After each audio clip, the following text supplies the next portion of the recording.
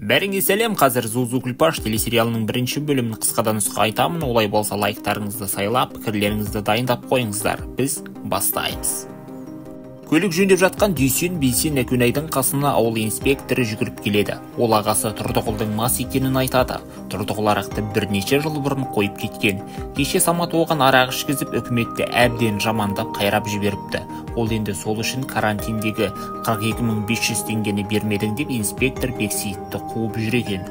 Бір кезде Тұрдықұлда келіп дарбазаның есігін тарсылдатып ұрып, ешкім үндемегесін кетіп қалады. Бұлардың қатарына Күлпаш пен Кәтөлік қосылып, оның кетіп қалғанына көз жеткізгесін Бексейіт бақша арқылы кетпекші болады, бірақ бір кезде қолына автомат ұстаған Тұрдықұлдан қашып келе жатады. Тұрдықұл Дүйсен Бейсен Нәкөнайды кепілге алады. Ал инспектор Саматтың үйіне қашып барып, оны ұйқысынан оятып, үш ауылдасын құтқарайық деп жәрдем сұрайды. Осы орайда құрметті достар, Жәмиланың рөліне жаңа актрисаның келгендігін байқаймыз.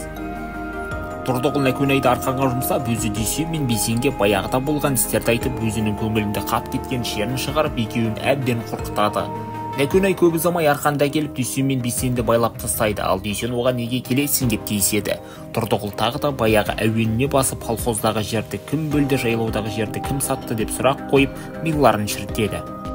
Олардың сыртынан бақылап тұрған инспектор мен Самат бір қулық жасайды. Бексейіт оны сөзге тартып тұрғанда Самат артынан жабысады, бірақ Тұрдықұл оны жығып байлап тастайды. Бұл кезде Күлпаштың командасы ұйықтататын дәрі қосылған су дайындап жатады. Амалы таусылған инспектор өзге достарынан көмек сұрайды. Тұрдықұл бір кезде қалғып кетеді. Осы кезде Самат қолын шешіп жатқанда ол оянады.